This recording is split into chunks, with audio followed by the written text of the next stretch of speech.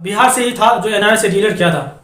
क्या गलती था मोदी जी, इन 14 लाख अभ्यर्थियों का क्या गलती था जो आपने एनसीटी को आपने बोला कि एनआईए से डीलेट कराइए, मगर उसको आपने गजट बनाने के लिए क्यों नहीं कहा। आदाब, नमस्कार, यूटीवी बिहार में आपका स्वागत है। आज बिहार का सबसे बड़ी खबर में आपको बताया कि राज्य के 94,000 लाख परिवार को मिलेगा 2-2 लाख रुपया। अब नीतीश कुमार का यही काम रह गया है, माननीय नीतीश कुमार जी का यही काम रह गया है, क्योंकि गरीब है बिहार, तो बिहार में सब गरीब है, तो गरीब को गरीब ही बनाना है। गरीब को कैसे क्या किया जाए, बिहार के जनता को कैसे क्या किया जाए लुभाने के लिए अब वो क्या नया ये निकाला है कि सारे बिहारियों को, इन परिवारों को तो इसने नौकरी नहीं दे सका। इन परिवारों को नीतीश कुमार और तेजस्वी ने इन परिवारों से धोखा किया है, तो आप धोखा का बदला कैसे लीजिएगा। बहुत बड़ा धोखा किया इन परिवारों से। 43 lakh, 74 lakh, 98 lakh, 54 lakh, 47,000 SC ST OBC EBC ST, इन लोगों से बहुत बड़ा धोखा किया नीतीश कुमार। अब तो इन लोगों को तो नौकरी मिला नहीं, 3 करोड़ परिवारों को तो नौकरी मिला नहीं। मिलेगा तो कितना, 10 से 15,000 परिवार को ही मिला नौकरी। तो इन सबको खुश करने के लिए नीतीश कुमार ने क्या किया है, 2 लाख रुपया पर परिवार को दिया जाएगा आपको कुछ करने के लिए। नौकरी तो पूरा बाहरियों को दे दिया, पूरा बाहरियों को दे दिया। बीपीएससी TRE 1, बीपीएससी TRE 2 सब में पूरा बाहरियों को ही दे दिया। यूपी का अभ्यर्थियों को दे दिया है। यूपी वाले को खुश कर दिया, झारखंड वाले को खुश कर दिया, बंगाल वाले को खुश कर दिया, मध्य प्रदेश वाले को खुश कर दिया, सबको खुश कर दिया उसने नौकरी दे करके।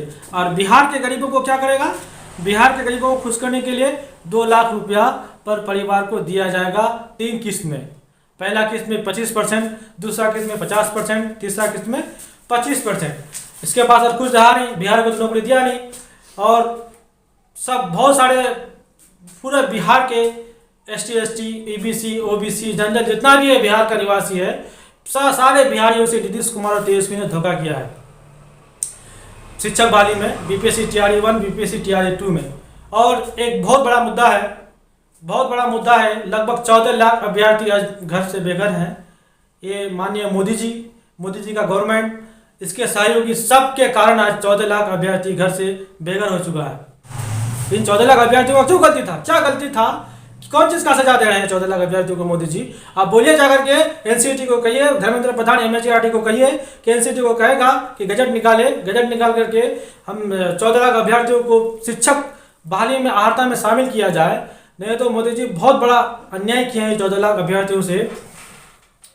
और एक बात और कहना चाहते हैं कि जो हमारे NIS से डीएलएड किए हैं 14 लाख अभ्यर्थी, बिहार का लगभग 2.5 लाख है, ये एनसीटी की वजह से आज दर दर भटक रहे हैं।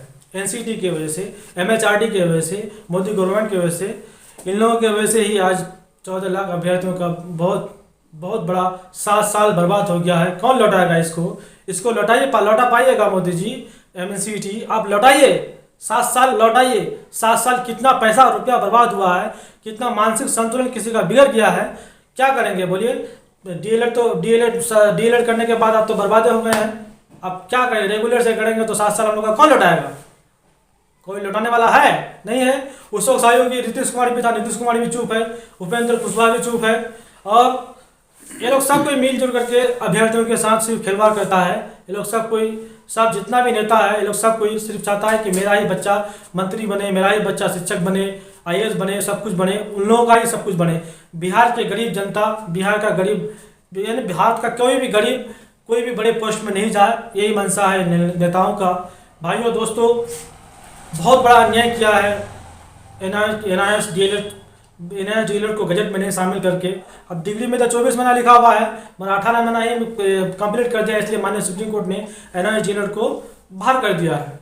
6 महीना फिर कहाँ गया, 6 महीना इंटर्नशिप हुआ, ये सब हुआ, सब कुछ नहीं, ये सब का कोई ब्यौरा नहीं। और जो भी केस लड़ रहा था सही से नहीं लड़ा, सही से साक्ष्य दिखा नहीं पाए, इसलिए NIS डीएलएड अभ्यर्थियों को हार का सामना करना पड़ा है। तो गलती तो केंद्र सरकार की है, ना कि विद्यार्थी की गलती है। गलती केंद्र सरकार का है, MHRD का है। उस समय तो केंद्र सरकार कह रहे थे कि 6 माह जो ऑलरेडी स्कूल में पढ़ा रहे थे, 6 माह इंटर्नशिप के माध्यम से 18 माह का ही कोर्स किया जाएगा जाके। और NIS डीएलएड वन टाइम था ना, ये वन टाइम था। ऐसा नहीं था कि ये रेगुलर चलता है, ये वन टाइम था, वन टाइम में करा लिए, कर लिए, जो भी भाई गरीब का बच्चा क्या कर रहा था, जो इंटर कर लिया, मैट्रिक कर लिया, इंटर कर लिया तो क्या करेगा, कोई जॉब वॉब नहीं मिल रहा है तो प्राइवेट स्कूल में पढ़ा रहा है, प्राइवेट स्कूल में पढ़ाएंगे भी और डीएलएड भी करेंगे तो 18,000 20,000 रुपया देकर के डीएलएड भी किए, पढ़ाए भी। अब हमारा डिग्री अमान्य हो गया है तो सरकार कुछ नहीं बोल रहा है। एनसीटी ने तो कहा भी है कि आपको ये माननीय सुप्रीम कोर्ट ने कहा भी है कि एनसीटी एक अथॉरिटी इंडिपेंडेंट बॉडी है, वो गजट में ला सकता है, वो अपना कानून में बदल सकता है। तो आज मोदी जी क्यों नहीं कर रहे हैं कि एनसीटी को कि एनआईएस वालों के लिए गजट निकाले, जो बहुत बड़ी राहत होगा। मोदी जी आपसे रिक्वेस्ट करते हैं, बहुत ज़्यादा रिक्वेस्ट करते हैं कि आप एनसीटी को कहिए, एमएचआरडी को कहिए कि जाकर के गजट निकाले, नहीं तो 14 लाख अभ्यर्थियों को 7 साल बर्बाद हो जाएगा। मोदी जी इसके लिए भी कुछ करिए, बहुत चीज़ करते हैं आप, सबके लिए भलाई करते हैं, कम से कम 14 लाख अभ्यर्थियों का ये भलाई कीजिए। नीतीश कुमार तो पूरे बिहार को ही बर्बाद कर दिया है। कैसे बर्बाद किया? बर्बाद नहीं किया है नीतीश कुमार जी, पूरा यूपी, पूरा बंगाल, पूरा झारखंड, मध्य प्रदेश, राजस्थान, जितना भी राज्य है सबको बीपीएससी टीआरई 1 टीआरई 2 में मास्टर बना दिया, मगर बिहारियों को सिर्फ 10% आदमियों को ही मास्टर हुआ है। आप जाइए किसी भी गांव में, किसी भी आदमी से पूछिए कि आपके गांव में आपका लड़का मास्टर में बहाली हुआ है, बोला कि नहीं हुआ है। क्यों नहीं हुआ भाई?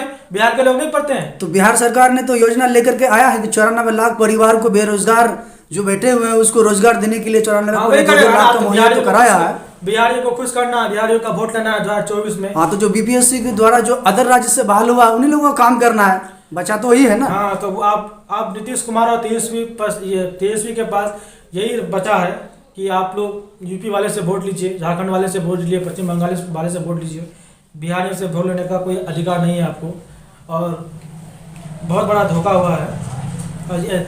आप अब एक और भी मौका है, नीतीश कुमार और तेजस्वी यादव आपसे अनुरोध है कि आप लोग जो बीपीएससी टीआरई 3 अगस्त में होने वाला है उसमें कम से कम डोमिसाइल लागू कीजिए। डोमिसाइल हटा करके आज बिहारियों के साथ बहुत बड़ा धोखा हुआ है, इसमें लागू कीजिए नीतीश कुमार जी और तेजस्वी यादव, नहीं तो बहुत बड़ा अन्याय होगा बिहार के अभ्यर्थियों के साथ। टीआरई 3 में डोमिसाइल लागू करने से क्या एनआईएस वालों का हो जाएगा? पहले तो वो उधर ध्यान दीजिए। वो माननीय प्रधानमंत्री जी नरेंद्र मोदी जी से अनुरोध करते हैं कि एनसीटी को कहिए, एमएचआरडी को कहिए कि वो किसी भी तरह से एनआईएस डीएलएड को विलेट कराए और अपना गजट निकाले, अपना गजट निकाल के माननीय सुप्रीम कोर्ट में पेश करें, जिससे एनआईएस डीएलएड को न्याय मिले। अगर एनआईएस डीएलएड को माननीय सुप्रीम कोर्ट से न्याय मिल जाता है तो अवश्य ही बीपीएससी टीआरई 3 अगस्त में अवश्य ही शामिल होगा एनआईएस डीएलएड वाले।